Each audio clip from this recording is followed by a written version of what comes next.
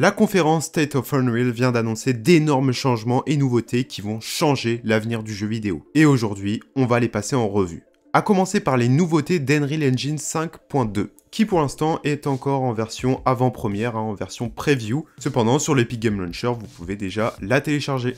Et on va donc déjà commencer par les petites modifications. J'entends par là que ça va être des changements mineurs sur des outils déjà établis, comme par exemple les outils Lumen, Nanite, le Path Tracing ou les ombres. Tous ces outils vont concerner le rendu de votre scène, et vont donc être déjà pour la plupart améliorés en ce qui concerne les performances, mais également des petites améliorations comme avec Lumen, où on va avoir un meilleur rendu sur des géométries fines comme les MetaHuman. Vous pouvez par exemple voir qu'ici on a un MetaHuman en version 5.1, et ici en version 5.2. Voilà, on va voir un petit peu que les ombres sont mieux réparties. Pareil aussi pour les ombres, qui, avec des lumières comme Rec Light, vont être désormais plus précises. Et donc plein de petites modifications concernant toutes ces features-là. Si vous voulez en savoir plus, je vous mets bien évidemment le lien de la roadmap en description. Car ici, on va s'intéresser à des features plus importantes qui vont sortir avec la 5.2, quand elle ne sera donc plus en avant-première. Et on va commencer avec l'outil de génération de contenu procédural. Car oui, l'Unreal Engine 5.2 disposera d'un nouveau framework de génération de contenu procédural et qui fonctionnera en temps réel. Vous le voyez à l'écran par exemple avec cette scène, qui est déjà incroyablement photoréalistique avec tous les mégascans. Et bien cet outil de génération procédurale permettra donc aux développeurs de créer plus facilement d'immenses mondes ouverts. En fait, on va définir certains paramètres avec les actifs d'Unreal qu'on veut dans notre scène, et par exemple, juste en changeant une valeur, on peut passer de ça à ça. Ce qui est incroyable, parce qu'ici vous voyez que tout l'environnement s'est adapté au fait qu'on ait changé de position cet élément, et donc on va avoir un élargissement ici de la rivière, mais qui va garder son réalisme en rajoutant des éléments, et aussi par exemple dans cette scène qui est dans une forêt, son côté naturel qui reste. Et à noter qu'ici en plus c'est une scène avec plein de mégascans, avec je ne sais combien de millions de polygones, alors on peut facilement dire que c'est incroyable. On peut également passer sur cet exemple qui est une scène un petit peu plus vaste, et ici encore une fois vous voyez qu'en changeant les valeurs, eh bien on va réduire la quantité d'arbres pour avoir une scène totalement différente. Et c'est ça qui est incroyable par exemple dans cette scène, c'est qu'on peut modifier les arbres, les massifs, les rochers, les montagnes, absolument tout ce qu'on veut dans notre scène. Et tout ça juste en modifiant une valeur. Et cet outil procédural va par exemple permettre aux artistes de travailler plus facilement, toujours en ayant un bon contrôle sur sa scène et en pouvant même modifier à la main certains meshs, et donc d'être efficace. Et qu'est-ce qu'un environnement et des meshs sans matériaux? Car oui, on va avoir l'arrivée de Substrate, qui va donc être une nouvelle structure matérielle qui normalement devrait remplacer les modèles d'ombrage tels que Defaultlit, c'est-à-dire que cette fonctionnalité, qui sera encore expérimentale dans la version 5.2, eh bien permettra aux artistes de composer et de superposer différents modèles d'ombrage, et qui va donc permettre de mieux contrôler l'apparence des objets, en plus de pouvoir créer des matériaux plus complexes et plus détaillés pour des jeux vidéo, des cinématiques, des films, etc. Et encore une fois, dans la même scène, ils nous ont montré comment ce système Substrate fonctionnait en temps réel, donc en remplaçant la peinture de la voiture par ce matériau opale réfléchissant. Encore une fois, c'est un système qui pour l'instant est en version expérimentale, donc il se peut fortement qu'il change, qu'il évolue à travers les versions, mais encore une fois, ce serait un moyen de gagner du réalisme à travers les matériaux. On passe également à une autre grosse amélioration, MetaHuman Animator. Ce nouveau système qui arrivera dans la 5.2 sera donc un nouveau système d'animation pour les MetaHuman à l'aide d'un téléphone. Et d'ailleurs, petite précision, ce sont les iPhones qui sont visés ici, parce qu'en fait ils ont des capteurs de détection de profondeur, au contraire des Android qui pour la majorité n'ont pas ce système. On espère quand même qu'un jour on pourra faire de l'animation faciale avec un appareil Android, ce serait plutôt cool. Mais juste, regardez ça. I need performance capture to work like a mirror. I need it to capture whether I'm acting scared. Oui, c'est tout simplement bluffant. Car on est sur un outil d'animation faciale qui va retranscrire beaucoup plus les spécificités du visage, et qui en plus sera très simple d'utilisation car c'est un outil développé par Unreal. Et oui, pour titre de comparaison, on avait déjà des applications qui étaient gratuites sur iOS, comme Live-Link Face, j'avais déjà fait une vidéo dessus, et qui gratuitement étaient déjà bonnes. Mais ici, en termes d'animation, on est à un level au-dessus, plus les qualités du MetaHuman qui sont incroyables. Bref, ça n'annonce que du bon, même pour des indés qui veulent faire du court-métrage. Imaginez les animations qu'on peut faire gratuitement, juste avec un téléphone. C'est tout simplement fou.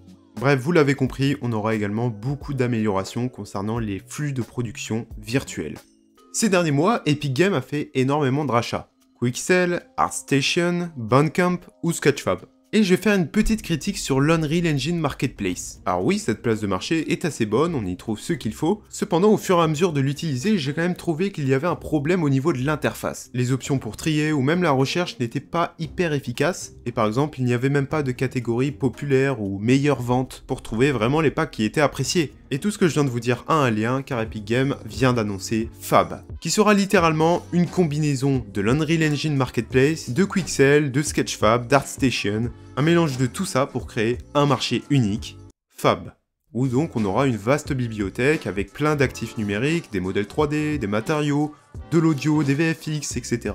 Et surtout qui va se vouloir multiplateforme. Là, on ne parle pas d'un marché uniquement pour Unreal Engine, on parle du marché pour absolument tout. Que ce soit Unity, Roblox ou Godot, vous pourrez utiliser Fab avec ces outils-là grâce à une connectivité API. Et donc le but de Fab, vous l'avez compris, c'est littéralement d'être le marketplace universel pour tous les créateurs en 3D. Et encore une fois, ça peut paraître pas grand-chose, mais ça peut littéralement signer une grosse révolution, encore une fois, dans le monde du jeu vidéo, et apporter donc des gros changements, notamment par rapport à son économie, car oui, encore une fois, avec Fab, vous allez retrouver la part de revenus de 88% pour l'artiste qui a publié son contenu, et 12% pour Epic. Ce qui est, je pense, très raisonnable quand tu vois que les autres plateformes sont en 70% pour l'artiste et 30% pour la plateforme. Alors la version officielle de Fab sera lancée plus tard dans l'année, cependant elle est disponible pour l'instant en version alpha pour, je pense, l'outil que vous attendez tous, l'Unreal Editor. Parce que oui, l'annonce qui je pense a fait le plus de bruit, l'Unreal Editor pour Fortnite, et on peut déjà commencer par le fait que Fortnite avait déjà eu récemment une mise à jour intégrant les technologies de l'Unreal Engine, comme Nanite et Lumen notamment, qui ont donc encore une fois fait évoluer grandement les graphismes du jeu, et c'est ça qui est intéressant, c'est qu'on a vu littéralement tout le parcours d'Epic Games, avec depuis plusieurs années Unreal Engine et Fortnite qui sont liés, et qui s'entraident justement pour créer les nouvelles technologies, avec Fortnite donc qui permettait de récolter de l'argent pour produire toutes les nouvelles technologies de l'Unreal Engine 5, qui sont ensuite arrivées elles-mêmes dans Fortnite. Et tout ça pour arriver justement à l'Unreal Editor, la nouveauté qui va sans doute révolutionner Fortnite, mais également le monde du jeu vidéo, car l'Unreal Editor est donc une application uniquement sur PC, je le précise, qui va donc être destinée à la conception, au développement et à la publication de jeux et d'expériences directement dans Fortnite. Et comme je vous l'avais dit dans la précédente vidéo, le PDG d'Epic Games a littéralement cité plein de fois le mot métaverse, qui est le réel objectif depuis des années de Fortnite. C'est-à-dire que Fortnite soit littéralement non plus un jeu, mais un hub, où les joueurs peuvent accéder à des milliers d'expériences et de jeux vidéo, eux-mêmes dans le jeu vidéo. Donc à la manière de Roblox, qui était l'un des premiers et le plus connu à faire ça, c'est maintenant autour de Fortnite, mais en beaucoup plus poussé. Car avec cet Unreal Editor, vous allez avoir à disposition les nombreux outils de l'Unreal Engine 5. Je peux vous en citer quelques-uns, mais par exemple la modélisation, les matériaux, les effets visuels, le sequencer ou le control rig. Et ça, en plus évidemment de toute l'interface Unreal Engine 5 et du workflow que vous allez bénéficier pour créer et publier des jeux, des expériences dans Fortnite avec des millions de joueurs qui vont pouvoir y jouer. Parce que oui, l'Unreal Editor n'est pas du tout comparable au mode créatif qu'il y avait de base sur Fortnite. Ici, on parle d'un moteur 3D, littéralement l'Unreal Engine, où vous allez pouvoir créer vos mondes, vos graphismes, et justement ce que je vous disais, c'est que Fab est disponible maintenant en alpha pour l'Unreal Editor, c'est-à-dire que vous allez pouvoir y accéder, prendre des mèches, les mettre dans votre monde, et créer vos mondes à l'aide de Fab. Tout ça en plus du nouveau langage de programmation, Verse. Ah bah tiens, comme Metaverse, c'est bizarre non ? Oui, ici on ne parle plus du Blueprint, car Epic Games justement a créé ce nouveau langage de programmation, qui est puissant et surtout qui va être facile à apprendre pour ceux qui commencent la programmation. D'ailleurs pour la programmation Verse, des cours sont déjà disponibles sur leur site, je vous mets le lien dans la description. Et donc grâce à tous ces outils, on va à l'aide de l'Unreal Editor pouvoir créer des expériences complètement différentes de Fortnite lui-même. Évidemment, tout ça va évoluer au fur et à mesure, le temps que les gens comprennent bien comme il faut les outils, qu'ils comprennent la programmation Verse, mais je pense que d'ici quelques semaines, quelques mois, on va avoir des expériences absolument incroyables, qui vont donc s'apparenter à des réels jeux vidéo, c'est-à-dire que c'est un nouveau marché qui s'ouvre ici. Et d'ailleurs, en parlant de marché, chaque créateur va pouvoir être payé pour les jeux ou les expériences qu'il crée dans Fortnite. Ce système s'appelle donc Creator Economy 2.0, et ça va être plutôt simple. Par an, Epic va placer 40% des revenus nets de la boutique d'objets de Fortnite. C'est-à-dire qu'on va avoir par exemple tous les gens qui achètent les skins. Fortnite va toucher les revenus. Ici, pour vous dire, on parle en milliards. Et donc sur ces revenus nets, je le précise, eh bien 40% vont être redistribués aux créateurs. Car oui, avant ça, il va falloir que vous vous inscriviez dans le portail des créateurs pour justement être monétisé concernant vos maps. Et donc imaginons, vous créez une île, en fonction de quoi vous allez être payé. Eh bien, les créateurs qui seront le mieux payés, c'est ceux qui vont arriver à créer des îles, des expériences, qui vont attirer des nouveaux joueurs, donc j'imagine que plus de joueurs vont aller sur ta map, plus tu as de chances de gagner beaucoup, et surtout la rétention des joueurs. C'est-à-dire que si des joueurs qui viennent sur ta map reviennent un jour après, 2 jours après, 3 jours après, et ainsi de suite, ça va indiquer que ton gameplay est captivant et que ton jeu est plutôt cohérent et bon pour les joueurs. Et donc si vous créez un jeu, vous allez être payé en fonction de ces deux paramètres. Et donc voilà, si vous êtes un créateur, vous allez avoir votre portail avec vos projets, votre monétisation, vos analytics, etc.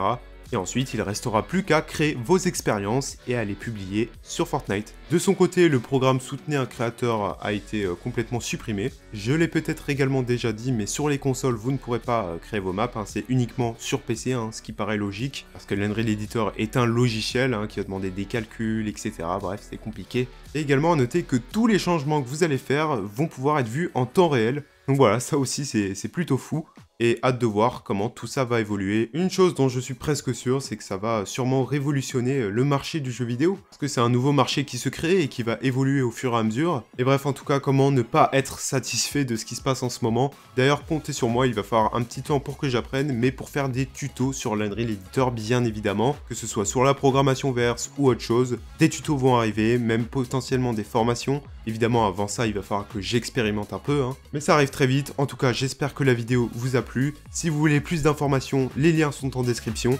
Restez créatifs et à la prochaine vidéo.